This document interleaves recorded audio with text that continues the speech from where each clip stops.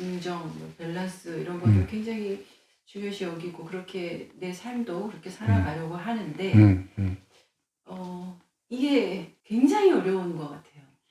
그러니까 중정 다음에 나온 유경이거든. 이슬유자 경사경자. 중정유경이라고 하는데 내가 중용의 도리를 정확하게 지키면 절필히 경사가 있을 것이다. 이랬단 말이야. 얼마나 좋은 일인지 모른다고. 이의장에서 나오는데 중정유경이라고 해서 그래서 정말 균형추를 잘 맞출 수 있을까 참 그게 어려운 이야기예요. 그러니까 공자의 그 책 중에 중용이 공자의 그 친필을 쓰거든. 사실은 논어라든지 뭐 이것도 있겠지만은 그래서 그 중용이 참 중요합니다. 네. 그래서 뭐 예를 들어 옳다, 그르다, 또 좋다, 싫다, 뭐 잘됐다, 안 됐다, 뭐 이렇게 치우치는 게 아니라 그냥 정말 그러하다 이런 상태라면. 그런데 이제 좋다 나쁘다 하는 이런 게 있거든요. 좋다 나쁘다는 이성과 감성을 가지고 이야기를 한다면 우리가 공부를 하나도 안 한 무식한 고향의 이 삼촌이란 사람이 딱 만나면 부끄러울 정도로 내를 보고 조카야 오래간만이다 못자고 안아보자 막 눈물을 질질 흘리면서 이런 사람이 있다고. 그런데 속으로 부끄러워서 저 사람만 만나면 참 입장이 난처해 이런 생각이 드는데 또 그에 반면에 우리 그 친척 중에서 누가 교장 선생이나 보낸 사람은 탁 넥타이를 메고 폼을 탁 잡은데 막 너무 이 사람은 너무 뻣뻣해. 가까이 갈 수가 없어. 무슨 말을 하면 그런가 하면서 고개를 끄덕끄덕하고 이러거든. 이거 이성적인 거란 말이야. 역경은 무슨 이야기냐면 공부를 열심히 하되 감성적인 사람이 되라 이거라. 그러니까 이성을 갖춘 젠틀한 사람이 되되 이렇게 이성만 가지고 아주 한마디로 헛백따기 같이 딱딱한 사람보다는 이 아주 맑고 깨끗한 순수성을 같이 겸비한 것, 그게 도의 진수성이다. 이게 역경이 가르치는 제일 중요한, 그게 중용의 도리거든요. 중정이라는 거예요. 네? 내가 폼을 다 깨끗한 옷차림 또 참 점잖은 근엄한 것이 있는 반면에 무엇인가 눈에 보이지 않는 따뜻함이 있어서 그 사람을 끌어당기는 어떤 마음가짐, 요 두 개가 합쳐지는 것. 여러분들이 수행을 하든지 뒤에는 역경을 배우면 그런 경지로 가야 돼요. 네. 저 지금 그래서 말씀을 듣다 보니까 저는 이제 예를 들어 중용 그러면 굉장히 그 동요하지 않고 뭐 좌로우로 치우치지 않으면서 이제 그 감정으로 치면 그냥 고요한 상태일 거다 이렇게 생각을 했었는데 지금 선생님 말씀 듣다 보니까 오히려 고요하다기보다 물론 고요함도 있겠지만 굉장히 가볍고 밝고 행복할 것 같은 느낌이 들거든요. 그러니까 감성과 이성을 이렇게 아주 적절하게 섞어가지고 반반씩 된 사람, 그게 최고의 사람이란 말이에요. 그러니까 이렇거든요. 이제 우리가 절에 가서 아주 큰 스님 만나면요, 참 어린애 같아요. 내가 그 스님네들 만나 볼 때 느낀 게 공부를 많이 한 분들은요, 그냥 뭐랄까 똑품 속에 안겨 있는 듯한 느낌을 받아. 그 사람이 별 소리도 안 하는데, 그리고 굉장히 어떨 때는 엄격한데.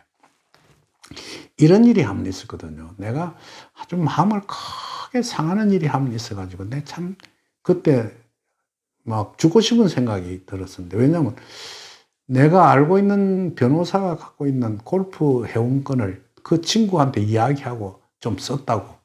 근데 그걸 골프장 측에서 알아가지고, 고발한다 해가지고, 검찰청에서 오라고 막 이러더라고. 남은 거 이제 개인 도용했다고. 그래, 찾아갔어. 검찰에서 오라니까 갔어. 당신 왜 이 짓을 했어? 내가 사실은 그분한테 이야기했어. 자기 회원권을 쓰라 했었어. 뭐, 그게 죄가 된다면, 뭐, 잡혀 들어가서 콩밥 좀 먹어야죠. 난 그때 기분이 어쨌냐면, 막, 형무소 보내주면 살고 싶더라고. 내가 한 번도 지금까지 경찰서 문전에도 안 가본 사람인데. 그러니까 검사가 한단 말이 그런 쓸데없는 소리를 하고 있어 이라대. 그러면서 내를 보도만 한단 말이 그 차이액을 달라던데 갚아주시오 이래. 그래 나와서 그 차이액이 얼마나 많이 써서 300 몇십만 원이더라고. 그걸 송금해 줬다. 그러니까 이 송금을 받은 친구가 얼굴을 한번 봅시다. 당신 누군지 이라더라고. 그 볼 필요가 뭐 있어. 그러고 나한테 그 골프장 안 갔어. 그리고 나한테 이제 여행을 한번 떠났어. 떠나고 이제 저 지리산 꼭대기에서 하룻밤 자고 이제 노고단을 통해서 이 차를 몰고 내려오는데 어느 스님이 그런 노스님이 내려가. 그래 차를 세웠어. 스님 어디 가십니까? 요 밑에 장에 간대. 아 그래 그럼 내가 태워드리겠습니다. 타더라고. 그래 태워가면서 장에 뭐하러 가십니까? 그러니까 어제 저녁에 우리 상자가 왔는데 콩나물국을 좀 끓여주고 싶어서 콩나물 사러 간다는 거예요. 그래 가만 생각해 보니까 그 노고단 위에 있는 상선암이라는 절에 있는 분인데 그곳에서 구례장까지 가는데 2시간 걸려 걸어가면. 2-3시간 걸려. 그럼 왕복하면 4시간 5시간 걸릴까요? 4시간 5시간 동안 가서 콩나물 사가지고 짊어지고 가서 저거 상자 끓이면 무찌되는 거예요. 이거 솔직히 시간 관념이 없는 사람인 것 같더라고. 내가 웃었어. 그래 이제 아 그래요. 그러면서 저하고 같이 갑시다. 그런데 시장 보러 갈 때 그러니까 아 그러면 거사님 우리 절에 와서 하룻밤 자고 갈래요? 이러더라고. 내가 마음에 들은 그럽시다 이랬어. 그래서 구례장에 가서 스님이 능이버섯을 이리 깔아놓은 걸 한 보따리 싹 집어 였더라고. 그래 나도 한 보따리 사니까 그 걸망 속에서 걸망을 하나 더 끄집어내 안에 하나 들었더라고. 그 안에 도로 이어주면서 자기가 다 짊어지고 가더라고. 그러면서 막 이제 절 밑에까지 차를 몰고 가. 절 밑에는 그것도 한 30분 또 걸어 올라가야 돼. 올라가서 내 2개 있는 능이버섯들 다 끄집어내더만은 자리를 깔더만 조그마하게 전부 다 찢어서 말류라는 거야. 그래서 이건 내 건데 저 영감제예요. 내 것까지 뭐 이랬다고. 그래 이제 이러니까 막 화를 벌컥 내면서 젊은이가 일할 줄도 모르는 사람이 일을 꼼꼼하게 안 하고 이러면 되게 뭐라 하더라고. 그래놓고 들어가 버려. 이걸 째고 앉았으니까 옆에 뭐 전남대학교 교수가 하는 사람이 와서 이야기를 하는데 뭐 하시느냐 지금 능이버섯 가져온 걸 말리려고 이렇게 째고 있다고 하니까 그래 그 스님 이야기를 해.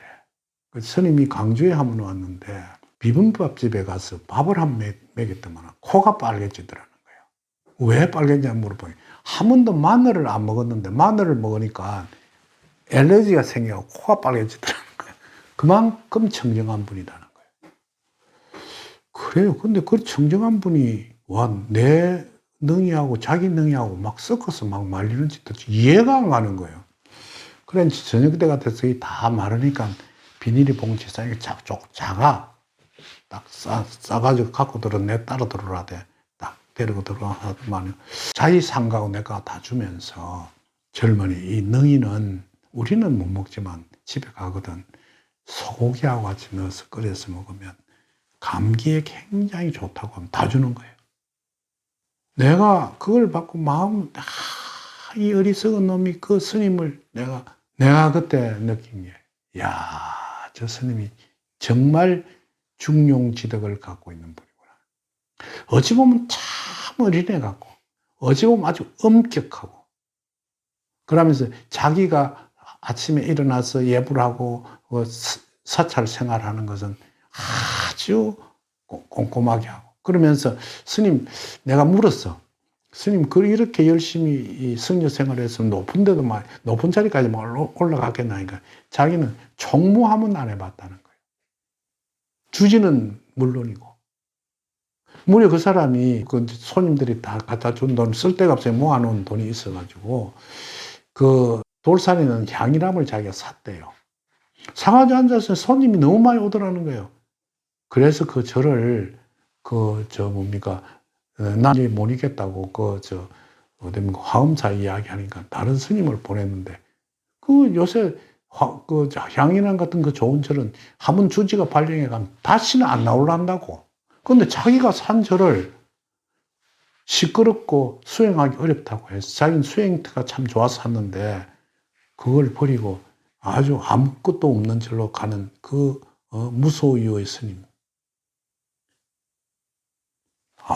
그게 우리가 말하는 중용지덕이 아닌가 싶어. 응? 중정지덕. 엄격하면서도 온화하고. 여러분들도 그렇게 살기 바랍니다. 그러니까 순수하게 살으라고 해서 옷을 꼬장꼬장 아무렇게나 입고 다니면서 막 조카를 보고 아이고 우리 조카야 하면서 눈물을 흘리고 술이나 취해가 먹고 참 근데 사람은 좋은데 저런 무식한 저거 어쩌면 좋겠는 생각하지만 또 어떤 친구는 뭐 너무 뻣뻣해가지고 말이에요. 내가 좀 배웠다고 했어. 이 두 개가 적절하게 조화를 이루면 세상을 보이는 것. 그게 바로 중용지덕이다. 그렇습니다.